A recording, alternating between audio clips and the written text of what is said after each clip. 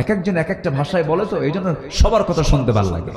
যারা আমি মনে করি যারা কথা বলে, যেরকম এই কুষ্টিয়া, চুয়াডাঙ্গা, মেহেরপুর, যশোর এই এলাকার একজন স্বনামধন্য, আমার স্নেহধন্য, আমার অনুজ আমির হামজা, আলহামদুলিল্লাহ বলে, এমন সুন্দর করে কথা বলে, এই এলাকার লোকাল ভাষায় কথা বলে, বুঝেছে, এটা টান মেরে কথা বলে, খুব ভালো লাগে। কি সুন্দর তার বচন ভঙ্গি, কি সুন্দর তার হাস্যরস দিয়ে, সুন্দর মেসাল দিয়ে কথাগুলো বলেন। এক একটা ফুলের এক একটা ঘ্রাণ কে দিয়েছেন? আসতে বলবেন না, কে দিয়েছেন? আল্লাহ তুমি আমির হামজার জেহেন জবানকে তুমি আল্লাহ ইসলামের জন্য কবুল করো। জোরে বলি আল্লাহুম্মা আমিন। আমার একদিন বলে, ভাই আপনার ওয়াজের তো খুব ভক্ত। কে? আমার বউ। আপনার বউ আমার ভক্ত, এটা কেমন কথা? কেন?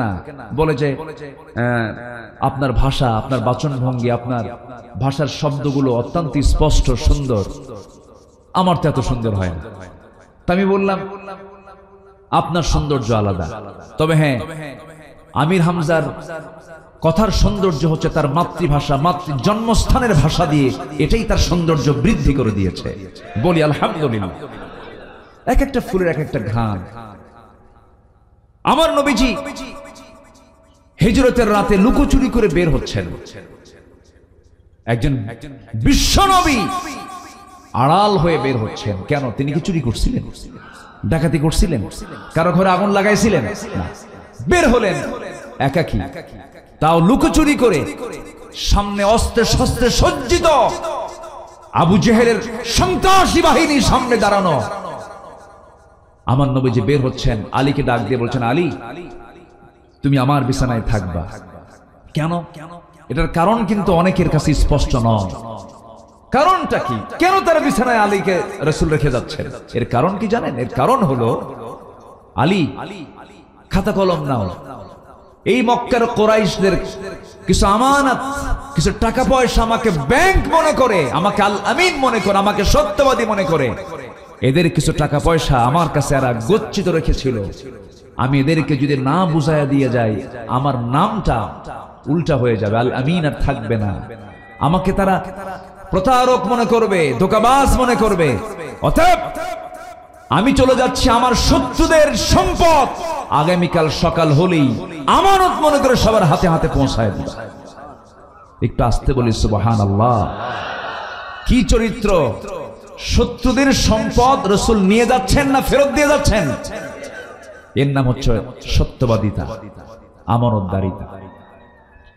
আমার ভাইয়েরা, কারণ আল্লাহ রাব্বুল আলামিন বলেছেন, ইয়া আইয়ুহাল্লাযীনা আমানু তাকুল্লাহা ওয়া কুলু কাওলান সাদীদা ইউসলিহ লাকুম আ'মালাকুম ওয়া ইয়াগফির লাকুম যুনুবাকুম ওয়া মান ইউতি'ইল্লাহা ওয়া রাসূলাহু فقد فاز فوزا عظيما। জোরে বলুন আল্লাহু আকবার। আমার কাছে মনে হয় কি জানেন, এই যে আমি আয়াতটা বললাম, সেই দিনে আমি সফল মনে করব যেদিন বক্তার আয়াত তেলাওয়াতের সঙ্গে সঙ্গে প্রত্যেকটা শ্রোতা সেই আয়াতগুলো পড়তে পারবে। ঠিক কিনা? আমরা এমন একটা দেশ গড়তে চাই, জোরে বলি ইনশাআল্লাহ। প্রত্যেকটা শ্রোতা বক্তার তেলাওয়াতের সঙ্গে সঙ্গে, স্পিকারের তেলাওয়াতের সঙ্গে সঙ্গে সব শ্রোতাগুলো সাথে সাথে তেলাওয়াত করতে পারবে। এটার কিছু চিত্র আমি নোয়াখালীতে পাই, লক্ষ্মীপুরে পাই, কারণ সেখানে ঘরে ঘরে আলেম ওলামা হাফেজ কোরআন। আল্লাহ তাআলা চুয়াডাঙ্গাকে, আল্লাহ তাআলা ঝিনাইদহকে কবুল করুন। জোরে বলি আমিন, আরো জোরে আমিন। যত আয়াত বেশি হবে মাহফিলের বরকত তত বেশি হবে। একটু কান লাগান, এটা সূরাতুল আহজাব। আল্লাহ রাব্বুল আলামিন বলছেন, ঈমানদারেরা তোমরা আল্লাহকে ভয় করো। যখন কোনো কথা বলতে যাবে সোজা সাপটা সত্য কথা বলবে, মিথ্যার ধারে পাশে যাবে না। আমার বন্ধুগণ, আজ পর্যন্ত 54 বছর এই দেশ, 71 থেকে 2024 53 54 বছর চলছে। এই দেশে যত শাসক এসেছিল প্রত্যেকটা শাসকের মুখ থেকে হাসা কথা না মিছা কথা? বলেন বলেন বলেন, সবাই বলেন বলেন বলেন, হাসা না মিছা? ধোঁকাবাজি। কেউ বাবা নিয়ে ব্যস্ত, বাবার ব্যবসা, ঠিক কিনা? ডক্টর ইউনূসকে প্রশ্ন করা হলো, বঙ্গবন্ধুর মুরালগুলো, মূর্তিগুলোকে কেন ভাঙ্গা হচ্ছে, গভর্নমেন্ট কি করছে? ডক্টর ইউনূস বললেন, এই প্রশ্ন আমাকে না করে তার মেয়ে কি প্রশ্ন করে। ঠিক কিনা? কেন করা হচ্ছে? সম্মানিত বন্ধুগণ, একজন বাবা নিয়ে ব্যস্ত, আরেকজন স্বামী নিয়ে ব্যস্ত। একজনের বাবার দেশ, আরেকজনের স্বামীর দেশ, মাঝখান দিয়ে আমরা শেষ। আমরা কাউকে দেখতে চাই না। আসতে কোন কেন? আসতে কোন কেন? একজন খ্যাকশিয়াল আর একজন পাতিশিয়াল, কোনো তফাৎ নাই। মুদ্রার এই পিঠ আর ও পিঠ। কোরআন আছে যেখানে আমরা আছি, মৌলবাদী বলে আর গালি দিবে কে? কি কথা বোঝেন? আর কি গালি দেওয়ার সুযোগ আছে? রাজাকার শব্দটা তারা ব্যান্ড করেছিল, সেই রাজাকার ব্যান্ডেড শব্দটা হয়ে গেছে ব্র্যান্ড। ঠিক কিনা? ব্যান্ড কি হয়েছে? ব্র্যান্ড হয়ে গেছে। আমি কে, তুমি কে, ব্যাস। যেটা ব্যান্ড শব্দ সেটা হয়ে গেছে কি? ব্র্যান্ড হয়ে গেছে। কে করে দিয়েছেন? কে করে দিয়েছেন? আল্লাহ করে দিয়েছেন। রাজাকারের নাতিরা দেশ চালাবে? হ্যাঁ, আল্লাহ কি না পারেন? দাম্ভিক, দাম্ভিকতা টেকসই হতে পারে একমাত্র অহংকার দেখাবেন একমাত্র কেবলমাত্র তিনি কে? আসতে বলেন, তিনি কে? অতএব 55,000 সোনার বাংলাদেশকে আমরা কোরআনের আলোতে আলোকিত করতে চাই। এর জন্য যদি সামনে প্রয়োজন আরো রক্ত দিতে হয়, জীবন দিতে হয়, সবাইকে দিতে রাজি আছেন? ঝিনাইদহের সেই মানুষদেরকে আমি একটু দেখতে চাই, বুক উঁচু করে, হাত উঁচু করে আল্লাহর নামের সাক্ষী দিয়ে সবাই প্রমাণ করে দেখান।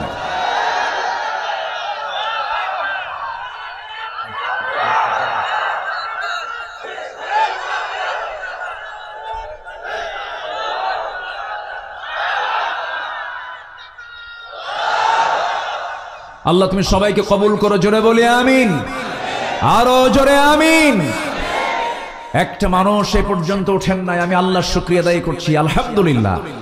আমি খুবই আনন্দিত আপনাদের ধৈর্য দেখে, আলহামদুলিল্লাহ। 15টা গুণ আমরা শিখে যাব আজকে। 1 নম্বর হলো আমরা কি কথা বলবো? বলেন কি কথা? হুররিকতা ও মুযিকতা, টুকরো টুকরো করুক, আগুনে ভস্ম করে জ্বালিয়ে দিল, সত্য কথা ছাড়া মিথ্যা কথা মুখ থেকে বের করব না। আল্লাহর কসম করে বলি, আল্লাহর ওয়াদা, যে সত্য কথা বলবো আমি তাকে জান্নাতে ঢুকাবো। ফাকাদ ফাযা ফাওজান আযীমা, সূরাতুল আহজাব। আজকে যা তেলাওয়াত করতেছি সূরা আহজাব থেকে তেলাওয়াত করতেছি। এই আগে পড়ে সব 21 নম্বর আয়াত তেলাওয়াত করলাম, আবার শেষে আবার 33 নম্বর আয়াত তেলাওয়াত করে মিলায় দিলাম, 70 নম্বর আয়াত তেলাওয়াত করে মিলায় দিলাম। এখন আসেন নাম্বার 2, আমানতদারিতা। কি বলেন? আমানা, আমানতদারিতা। আমানতদারিতায় 100% ফুলফিল করেছেন যিনি, মুহাম্মদুর রাসূলুল্লাহ। মুহাম্মদুর রাসূলুল্লাহ। স্বামীর কাছে বউ একটা আমানত। বউ একটা কি? বউকে, বউয়ের খেয়ানত করে এমন স্বামী মনে হয় জিনাইদা নাই, আছে না? নাই। খেয়ানতটা কি? বউয়ের সৌন্দর্য দেখার একমাত্র অধিকার কার? একার না সবার? একার না সবার? একাকে? অনেকে চুপ করে আছে। বয়ফ্রেন্ড। এই ভালো করে বলেন, বলেন কার? স্বামী। বয়ফ্রেন্ড কোন শব্দ ইসলামে? গার্লফ্রেন্ড শব্দ কোন ইসলামে? ইসলামে আছে হলো হাজব্যান্ড ওয়াইফ, স্বামী স্ত্রী, ইজাব কবুল, কবুল কবুল। এছাড়া কোন সম্পর্ক ইসলামে নাই। জাস্ট ফ্রেন্ড আছে না? না, জাস্ট ফ্রেন্ড। আর কি আছে?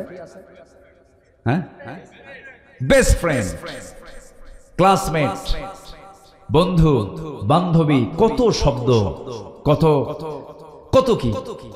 সম্মানিত ভাইয়েরা, একজন পুরুষের কাছে একজন পরনারী কখনো নিরাপদ হতে পারে না, ঠিক কিনা?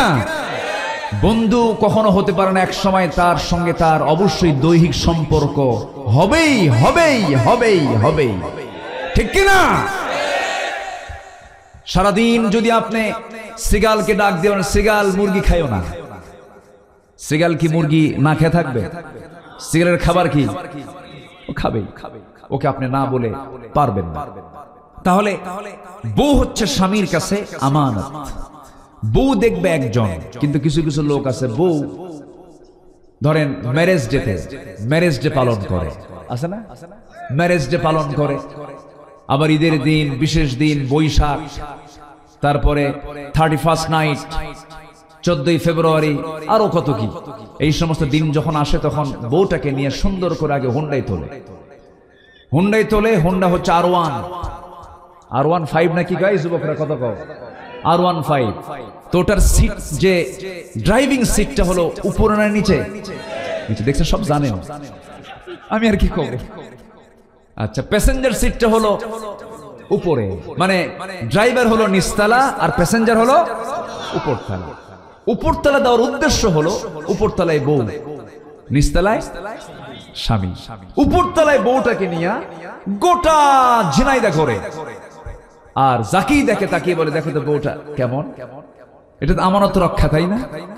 আমানত রক্ষা এটা। আবার সারাদিন এরকম করে ঘোরাঘুরি করে সন্ধ্যার সময় বউটাকে সাজগোজ করায় ফেসবুকে দেবে, সুন্দর করে একখান ছবি তোলে, উলঙ্গ ছবি তোলে, ফেসবুকে পোস্ট দিয়ে বলে, প্রিয় ভাইয়েরা আসুন, আমার বউটাকে সবাই জামাতের সাথে দেখি। কিসের সাথে? জামাতের সাথে। তাহলে কি এটা কি আমানত হলো না খেয়ানত হলো? আমানত রক্ষা হলো না খেয়ানত হলো?